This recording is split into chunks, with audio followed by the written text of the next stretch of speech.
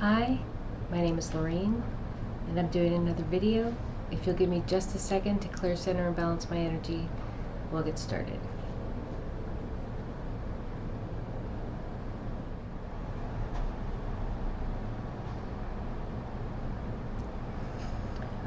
First, I'm just going to say that it's very hot here in Seattle, and there's no air conditioning. No place I've lived up to this point since I've been here has air conditioning, so I have to have the windows open. I got up really early before the city woke up and before there are city sounds happening outside, but still, just in case, there's a bunch of noise, it's because I have to have the windows open. There's just no way. I tried to close them. There's no way I'm going to be able to do this video with the windows closed. Just as a disclaimer. And so as I was clearing my energy, I'm asking for guidance. I ask for clarity. I ask for the words to help me to speak in a way that people can hear, understand, relate to, process, reconcile into their lives, and apply to the world around them. And as I'm doing this, normally information starts coming, and there's no information coming. So I'm like, can you help me? Can you give me a little something? And they're just like, I just hear, no, you just need to speak and allow it to come. Just speak and allow it to flow. So I'm thinking, okay, it's kind of what I do once I start. Once I start, I'm just going with the flow, and as the information comes, or whatever I feel, whatever I know, whatever I sense, it just comes out. Normally there's a catalyst, and they're not really giving me a catalyst, so or I'm not being given a catalyst. So as I sit here, the biggest thing that comes is healing. The world is healing. What does that mean? And I think when people think of healing, they think of respite, a time to rest and allow our body to heal, right? Allow our mind to heal. Allow our soul to heal. But through this process of healing, there's an expelling that's happening. An expelling of energy, an expelling of, all thoughts, feelings, physical experiences. That's all energy, just different forms of energy, right? The way that the energy is manifesting is different, but it's all energy, and it's releasing of all those things.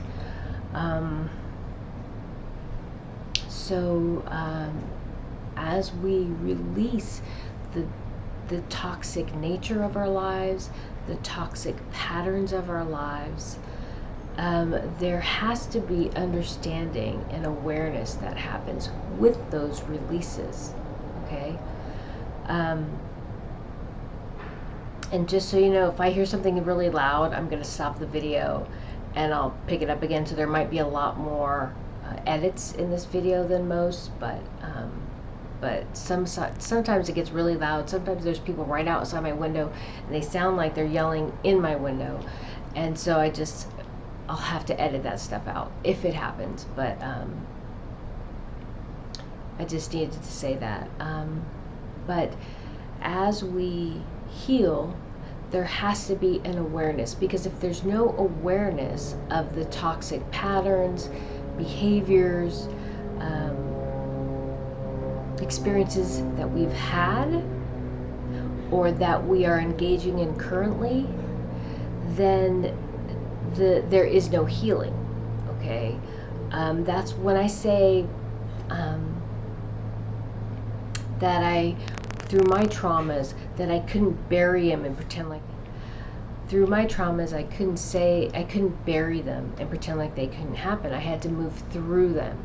I had to acknowledge them. I had to reconcile them in my life and find some way to deal with those truths and let them go and then move forward. It's only from that place that I can really be fulfilled. I can find joy, love, and happiness. If I'm holding on to those experiences and those emotions, the emotions associated with those experiences, then I run the risk, or I engage and perpetuate those behaviors and maintain the cycle, okay? I create and maintain the cycle. And we are at the end of a cycle, okay? Right now we are ending a cycle, which means all patterns, all previous ways of doing things, all paradigms that we have known and which have become truths in our lives need to end, and we need to find a new way. We need to release them, and we need to find a new way, okay? And so when I watch a lot of different videos, I see people talking so much about what a beautiful world we're going to have, what a beautiful world we're manifesting, okay? And it's true. We're manifesting a beautiful world. But this beautiful world is born out of massive amounts of trauma. A lot of trauma. And people want to deny it or pretend that didn't happen and just move into this new world, this new paradigm, this new level of consciousness. But you cannot do that. And when I do readings and when I talk to people, and some people I've known with some massive traumas just in their life, you know, just in their life, just trauma from birth until present, you know, just living and fighting through it and finding a way to survive in that, from that place.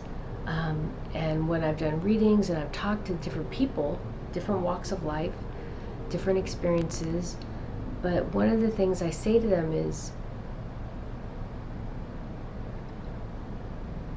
the people with the most trauma, or the traumas in our lives, teach us compassion. That's the most important thing I can say to someone who's been through a lot of horrible things and survived, is that those experiences teach you to have compassion for the world around you, to have compassion for others who are suffering, who are traumatized, and they make the best healers, because we can have compassion for the people who are suffering and help them to find their way out of it. But from our place of experience, we can also identify those who are not ready to release the trauma. Because for someone who's not ready to release the trauma, there's nothing me or anybody else can do to help them. They have to be at a place of self-awareness. They have to be at a place of self-acceptance. They have to see themselves for who they truly are, the best parts of themselves and the worst parts of themselves. They need to forgive themselves. They need to not judge themselves.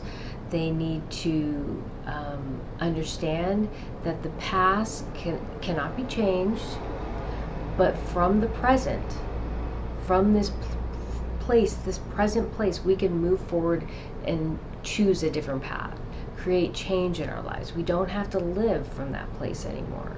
Okay, so as a healer and as a person of experience and wisdom from my own personal traumas and my own personal experiences, I understand that this transition and the manifesting of this new world comes from and is founded, its foundation comes from not only the traumas of my past, the traumatic experiences and the horrific experiences of my past, but it also is founded on the love in my life, the unconditional love that I not only experience from my father and my mother and my grandmother, my grandpa and my Uncle Dan. Not only that unconditional love that they shared with me, but that love that they instilled in me that empowered me to find my way out of the darkness, to love myself, forgive myself, know that I have value and I have something to offer others, and be able to move forward from that place. And then share that unconditional love that they shared with me from this place of balance, because I could never share unconditional love when I was completely guarded all the time. Okay? And that's why kids are so easy to deal with. Kids are so easy to love because they will receive that love and just drink it up. They will just drink it up, and they will not refuse it. They will not reject it. And I think one of the biggest fears that we have in our life is vulnerability to being rejected or being hurt in some way. Sharing the most vulnerable parts of ourselves and then being rejected or hurt, okay?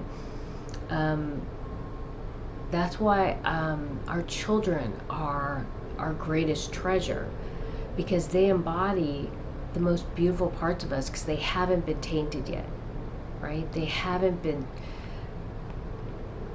tainted by the darkness.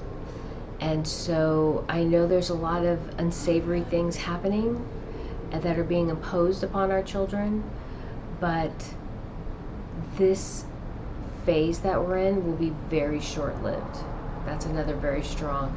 If this phase was allowed to endure, to continue, then it would be clear that this world was meant to transcend into darkness. Okay?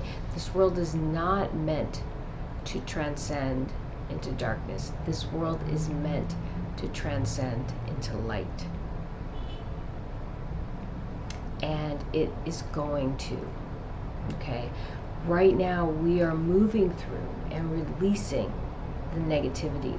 And it's probably the most difficult part of transcendence and spiritual awakening, is the releasing of all the emotions, the thoughts, the experiences that we've had, releasing them,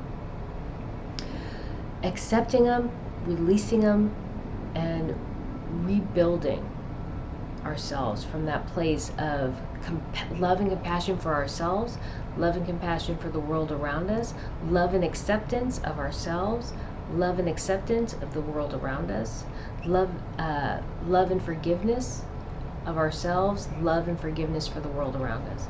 That's probably the hardest thing we have to go through, okay? But it is a necessary part of transcendence, okay? It's very necessary.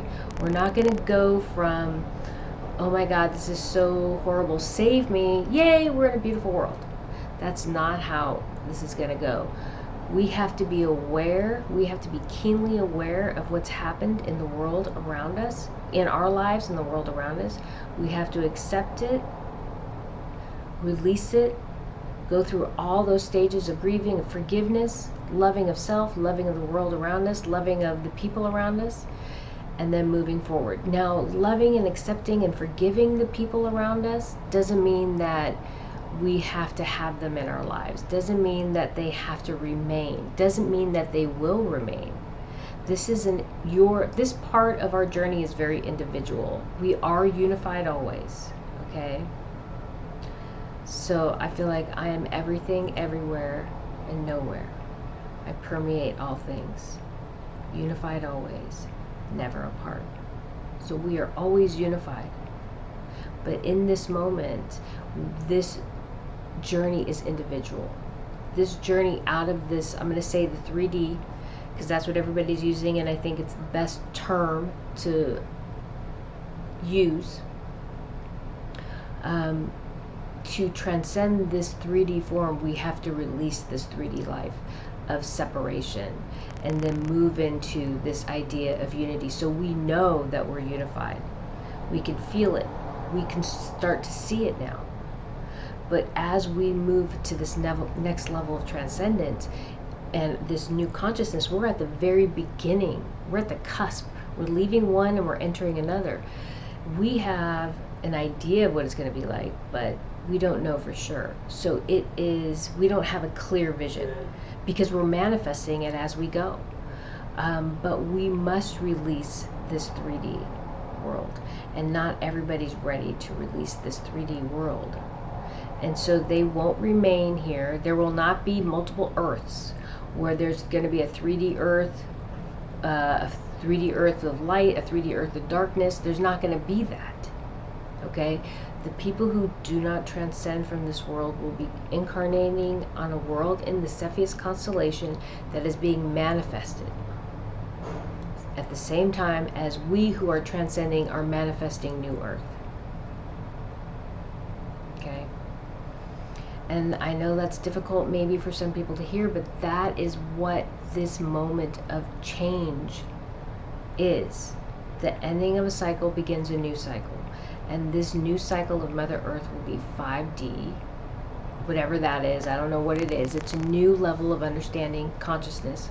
I don't like the 5D, 3D, 4D dimensions, densities. It convolutes things. But during this transitional time, I think it's important to, especially from this place on this world, to kind of have labels that people can use to identify, define these different stages of change. But we will be moving to this new place, right? We are going to be moving to this new place. Everybody else will be moving to another place. Okay, that is going to be clearly delineated. There's going to be no gray with Earth. There will be no gray. There's going to be Earth that transcends, and there's going to be those who are from Earth who do not transcend. They will be going to another world, and that will be their world. And they will still maintain this world of this idea of duality, because they're not ready to leave duality. They're not ready to leave separation. Okay? We will be leaving this idea of duality and separation. And it's a slow roll. It's a slow change. Okay? So we'll still have moments of thinking from a place of duality. Okay? Of light and dark, of left and right, of pretty and ugly, right? We're going to be in that place of love and hate, right? We're going to be in that place. We're going to be shifting, but those shifts are going to be much more narrow in scope. Right now, the depth and breadth of light and dark on this world are profound. It's at its most separate as it could possibly be. It is at its most dual as it could possibly be here on Earth and on any other universe, because we carry the depth and breadth of emotion, so we can manifest the lightest and the darkest energy on this world. The problem is, from this world, we can also manifest that across the universe, and that's not going to be allowed. This world was meant to transcend into light. And, might I add, the Draco's desire to control the energy on this world and keep it encapsulated and just kind of dole it out to who they choose was part of the plan. Okay? It was part of the plan. It was necessary. We needed to go through this to transcend, to understand the depth and breadth of emotion, to understand the depth and breadth of light and dark. It was necessary. But they kept it contained. in this place with their desire to control. They needed to control, and this power that we have so intensely that they kept it encapsulated. If we were able to freely project the darkness that was on this world out into the universe, it would have been cataclysmic. It would have been cataclysmic in the universe. And that is how the ego served the divine. The ego of this Draco, not collective, they're a separate part. They're not part of the whole of the Draco. This is a separate culture, or I can't remember the term they used, but a separate part of the Draco culture that went into this deep darkness and has traversed the universe, bringing this darkness, right? And now the Zeta do the same thing, the Zeta Reticuli, but their desire that's driven from the ego, solely from the ego and the idea of separation, this is mine, they contain that darkness here. Okay, so it's important for people to understand that this is all part of a plan. People are so angry. People become so bitter. And I went through my phase of anger and bitterness at this darkness, and of why, ask myself, why, so many times. Why?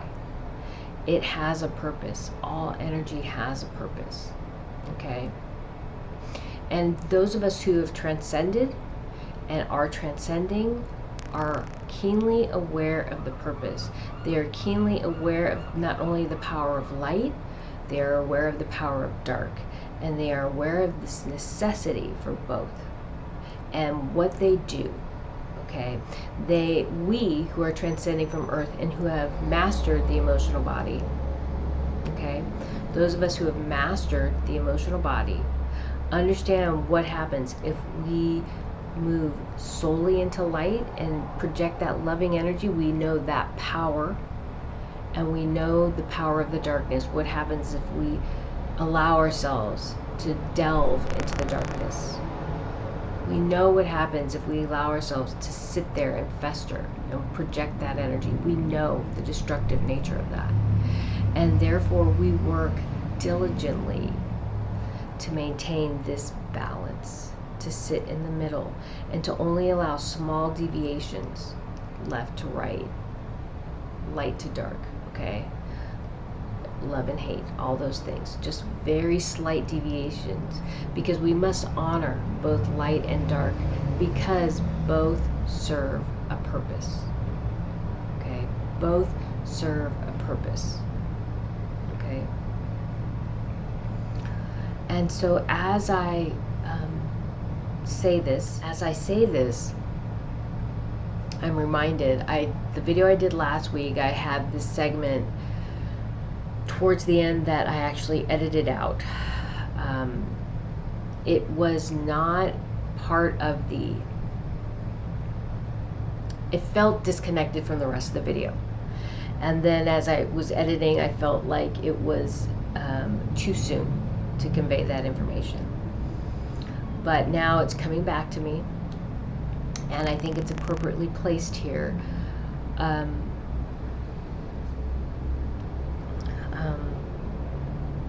So I have a hybrid child.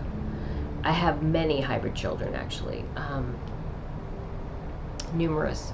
But I have one specifically who I called Balki, and I talk about him in another video I did probably a year and a half ago, where I was talking about hybrid children, and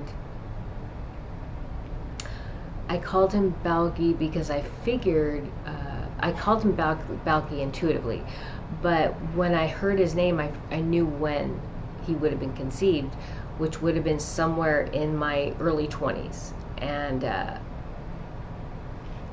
because it was during a traumatic time in my life, and I had just, at 21, I had a lot of repressed memories had started to come to the surface, and it was a very difficult time in my life.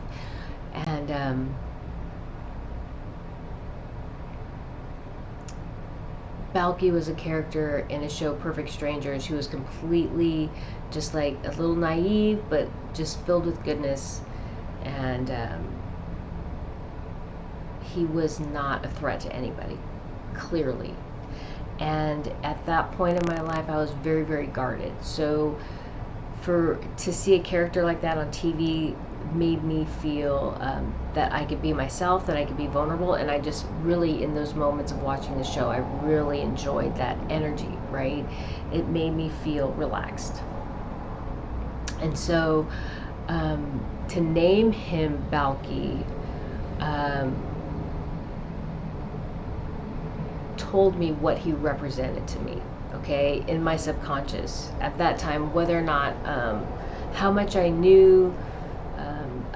I didn't know anything about him then, but maybe in the moments where I was conscious, I consciously named him, or maybe when I realized that he existed, I went to that place and made that association and named him. I'm not sure, but his name is Balki, and I've described him before. His skin is black, black, black, black, beautiful ebony, beautiful, beautiful, like silky ebony skin.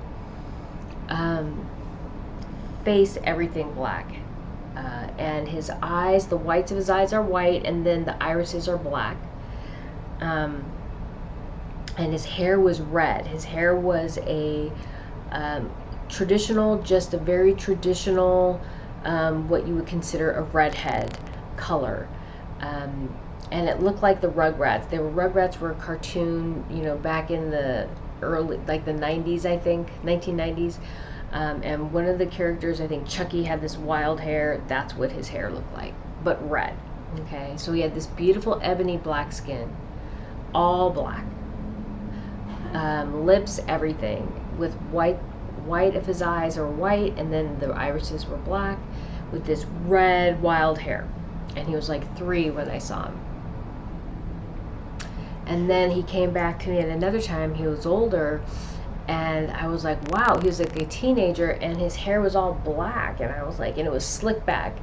And I was like, where did your red hair go? What happened? Because I don't know there. So he turned his head and he showed me, and his hair kind of flipped up a little like this on the bottom. And so the flip on the bottom was still red. And so it was, as he matures and goes through puberty, the hair turns black. So then, like his father, was completely black hair, black skin, black everything, except for the whites of their eyes. And just beautiful, though, just beautiful, beautiful, physically, very humanoid body completely, just like any man here on earth. And physically fit, very, very physically fit. But when I was doing the last video, what came to me was that they are from a world that transcended into darkness. Okay, they are from a world that transcended into darkness, and Balki represents a union of light and dark. Okay, so I think every being in the universe carries both light and dark. Okay, every being in the universe, but some kind of committed more to darkness, so they are embodying more of that energy, but they still carry the light within. And here on earth, we have both. We have people who are invested in the darkness, but they still have a little bit of light, and those who carry the light but have a little bit of darkness. Okay, we all carry the duality within us. It's how we project it, perceive it, and project it out into the world and the universe that kind of creates our reality. That does create our reality. So Balki, as a hybrid child, represents the equality of light and dark energy being born into this child. Okay, and he is a seed that is being planted on his world to transcend his world into balance. And that is the power of earth, of humanity. Okay, that is our power. Our hybrid children are leaving. They're not meant to come here. They're not meant to stay here. They are meant to be seeds on different worlds to plant light energy, okay? They are meant to plant the light of our divine creator all across the universe. And instead of them coming to us and being part of our DNA, right? They're not all going to come, and the mantis beings and they're not all going to bring all the DNA to us and everything's going to be here on Earth, right? We are seeding in multiple ways. We are seeding the universe in multiple ways, okay? And so not only do they come to us, but we carry our seed across the universe, okay? We carry our seed, our DNA across the universe through our children.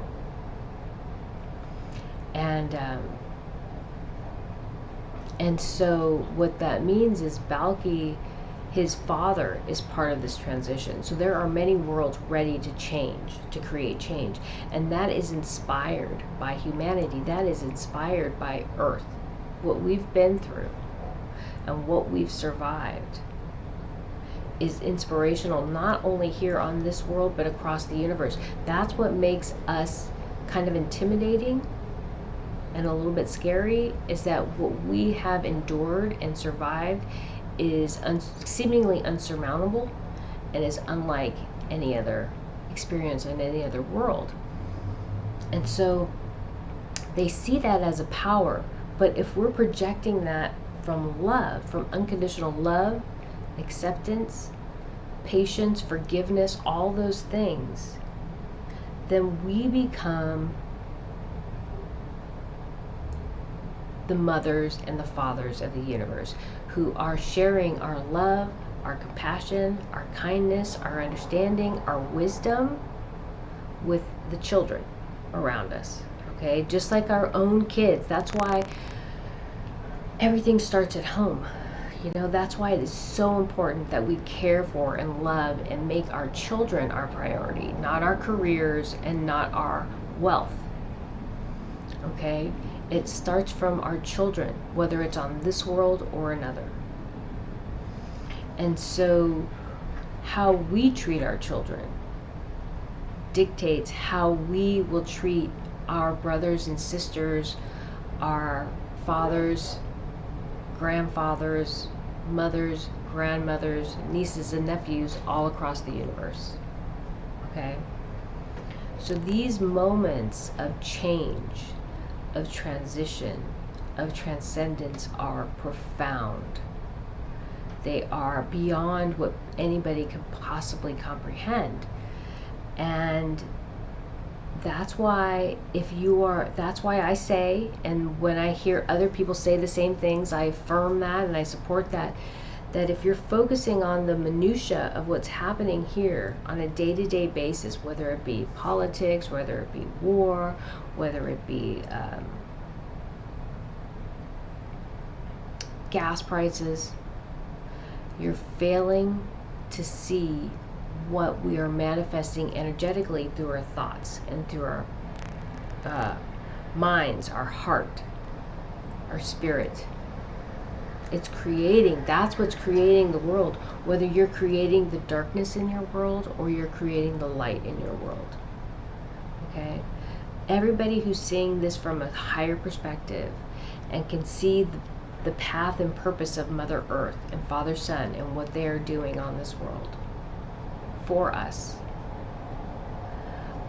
and can be grateful and appreciative for that and for the experiences that are moving us through transcendence to a new earth. Those are people are manifesting that new earth, okay?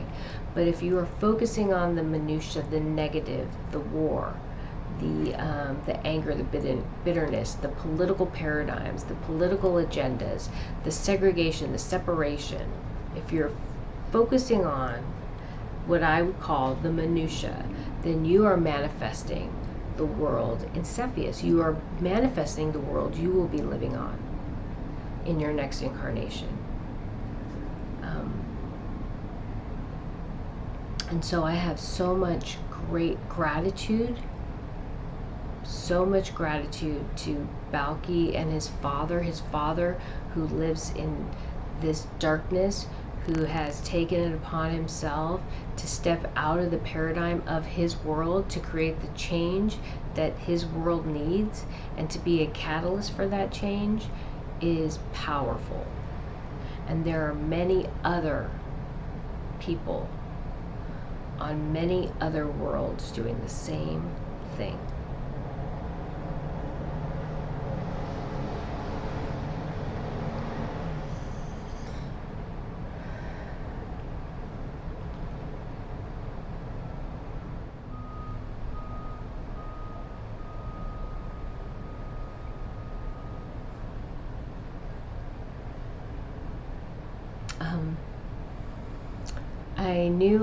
I felt like it was a good spot to end, but I kept on feeling there's something else that needed to be said, and I had so much information come in this week, and I was like, I gotta say that, and then this morning I woke up and everything was blank.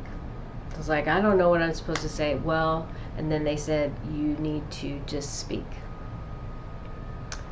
And so this week, it just came back to me.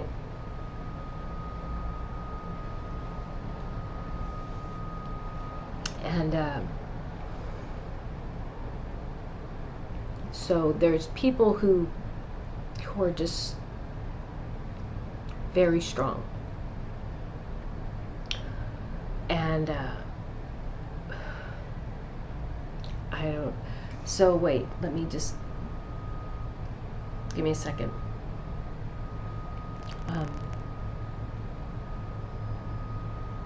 I started off the video by saying there's a purpose for light and dark, and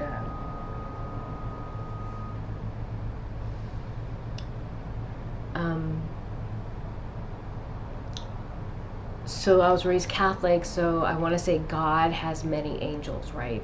Divinity, the source, has many angels. Because from this new idea, this new understanding I have, I understand that God is the opposite of Lucifer, right? That they're light and dark, but unity embodies all. Okay, so God, okay, so I use the term God because that's how I was raised, and I associate the energy that I associate with God is actually unity, right? It's that unification of light and dark, and it all is all energy, and it's unconditional love. Okay. Catholicism taught me that God punishes and will send you to hell, to Lucifer, right? And so that duality is lived out in religion. But with unity, there is no duality. It's unified as one. But in this place that we're in, we're living in duality, okay? And we're transcending that right now. But God, or unity, has angels of light and darkness. And I actually had a vision, and I did a video about that a while ago too, and I don't want to go back to that because I don't want to get sidetracked. But there are angels of this divine source that loves his angels or her angels that live in light, and there are angels that this divine source energy loves, whether it's male or female, that live in darkness, loves unconditionally. And those angels serve a purpose, and I'm just going to call them angels because that's what we refer to them as here on this world. But and one of the visions I had this week was that this world is being cleared of the darkness, and it is being done by the dark angels. The dark angels remove the darkness as by the will of the divine, remove the darkness from this world, and will take it to Cepheus. Okay, they no longer have a place here.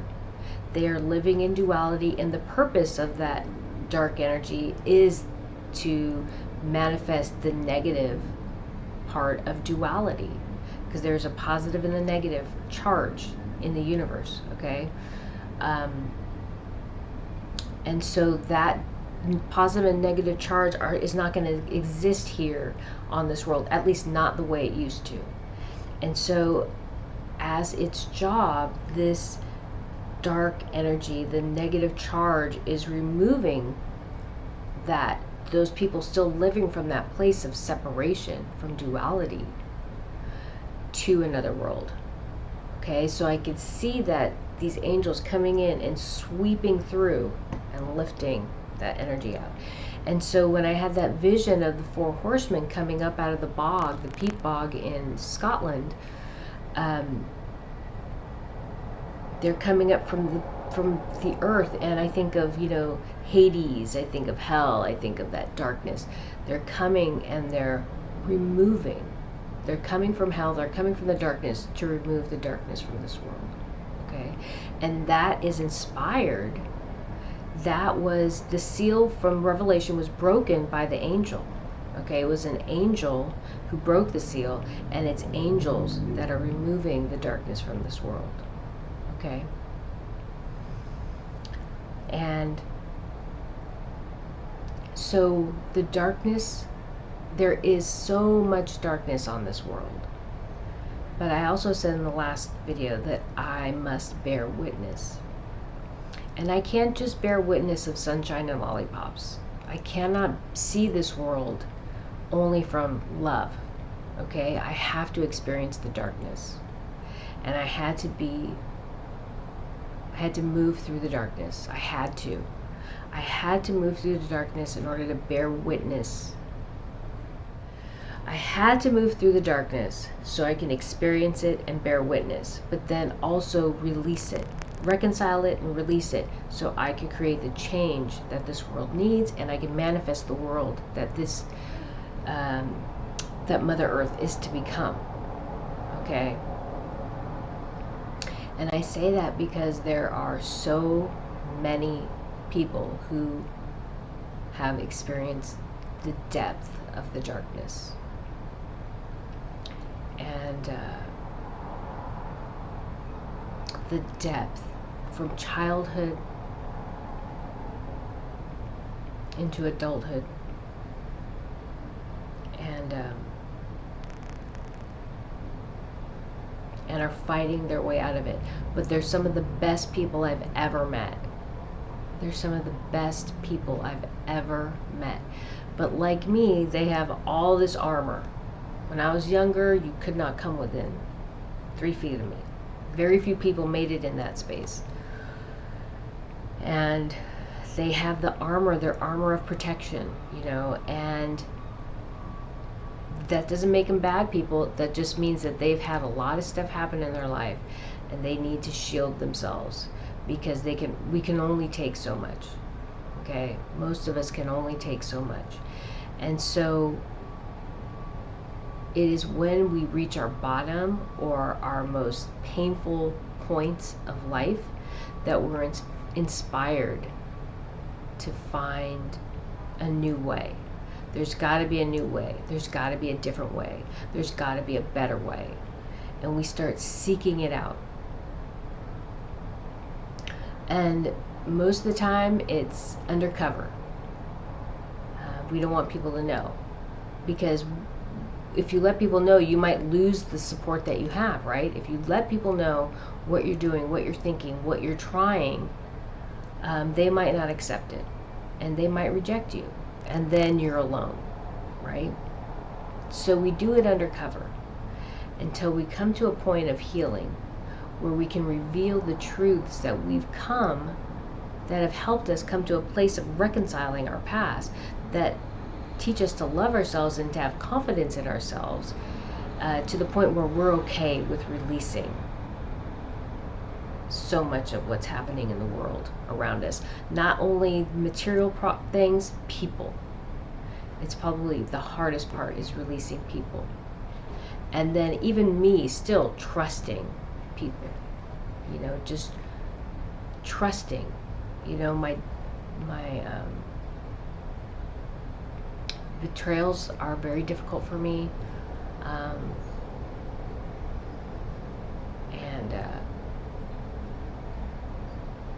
So or perceptions of betrayal. And so when you open yourself up and you make yourself vulnerable, you open yourself up to those betrayals. And the only way to really tolerate and move through those and past those is if you truly love yourself and are confident in who you are and the choices you've made in your life. It's easy to welcome people in who share those ideas or values or ways of thinking, and it's easy to release those who do not. Okay? Easier. I shouldn't say easy. I don't think anything like that is very easy. But when you see the differences and the other person's inability to receive or accept you, then it makes it easier to let them go. Okay? So, I don't really I haven't talked about the special forces in a while, but I think I'm going to use that as an example, because I think most of the men have walked through some of the deepest, darkest places on this world and experienced some of the deepest, darkest people on this world and events on this world and truths, and they can't talk about it. And so they have to hold it in, and that's like cancer. That's a cancer, okay? That's festering inside. And I would equate them with angels, because we need to walk through the darkness. We have to be able to walk through the darkness and bear witness to it. And then we need to find our way out of it. We can't allow the experiences that we've had to define us as people, especially when you're in the military and you're property and you have no say in what you do, really.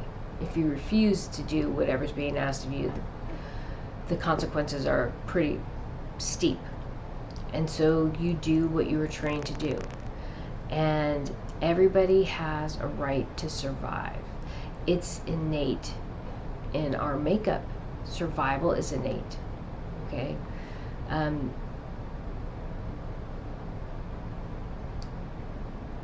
I had a friend of mine say, I said, I was doing a reading, and I said, I don't fear death. And because I know where I'm going. I know there's a divine energy. There's a divine source. I know I will reunify when I pass, and I just release this body.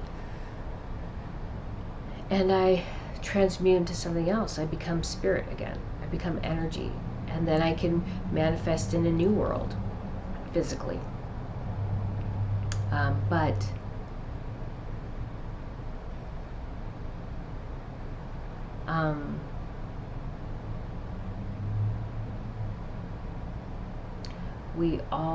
I said to him, I don't fear death. And he said, I don't either.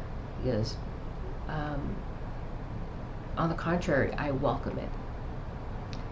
And I was just blown away, because most people, when I say that, have no idea how to respond to it, because I think everybody at some point fears death. And to have said that to someone and they say they welcome it, so there are all kinds of implications to that statement. But the greatest message to me in that statement was, this is a person who has no fear of death and will walk into the arms of death and not think twice. But he's going to fight for his life. He's going to fight for his life no matter what. If he dies, so be it. But he's just not going to let it go. He's not going to let his life go. And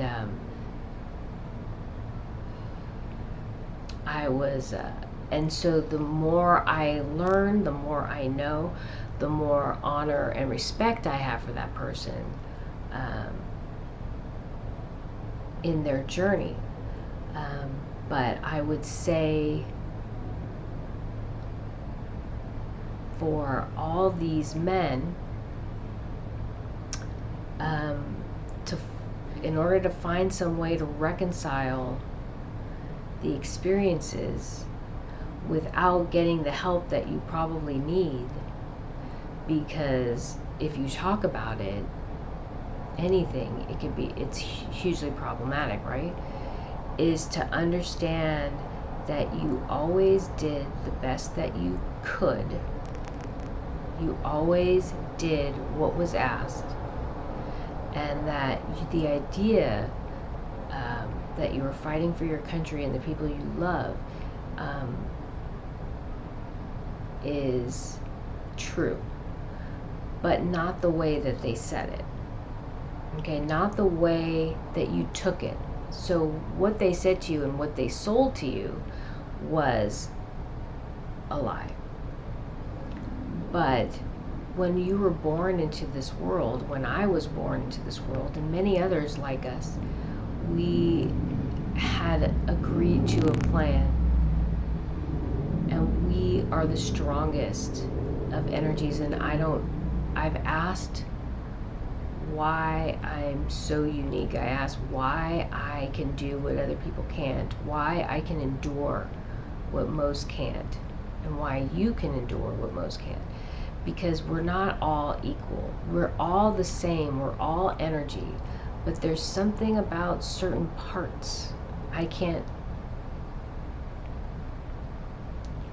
that makes certain parts of the whole unique and able to endure what most can't. Some people's gifts are math and science. Some people's gifts are art and painting. Some people's gifts are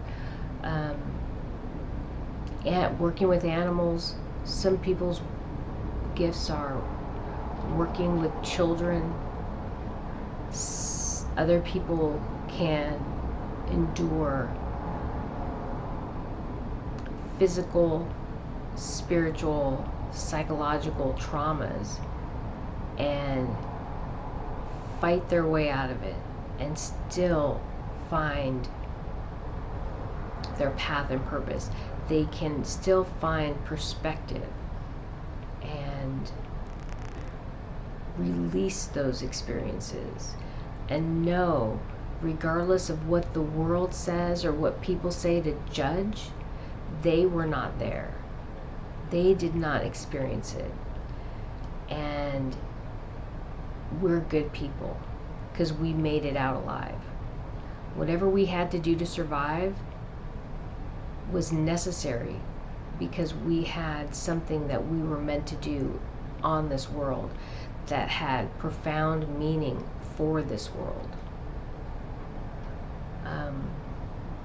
And what our job is to walk through the darkness, bear witness to that deep darkness, fight our way out, release it, know in our hearts that we are extraordinary, unique, and beautiful, and that what we endured was necessary, and we chose to do it because there are very few people who can. And we are here to say, yes, there is darkness in this world, but there is also beauty.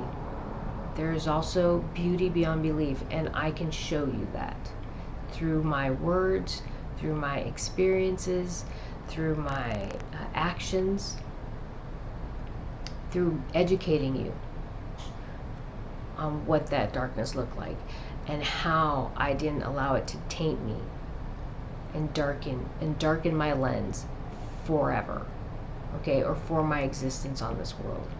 That's powerful, and it's difficult. It's a struggle. I still struggle sometimes, but those struggles are, the depth and breadth of those struggles are narrowing, and eventually they won't have any power over me. The power they have is very minute, because the second it happens I can move myself back. But it wasn't always like that. Those waves were much bigger, okay? And so There are many energies that are born to this world who are just truly angels, and they chose to walk through darkness because they have the power to find their way out, and they have the power to create change in the most positive way, because at birth you were pure, good, beautiful, and you will find your way back to that. I know it.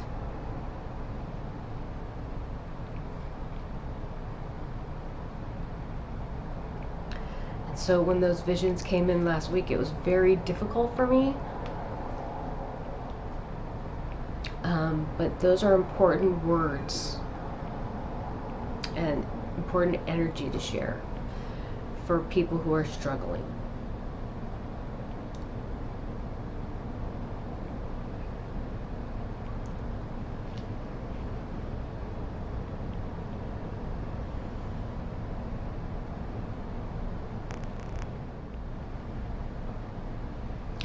Okay, I think that's it. Thank you.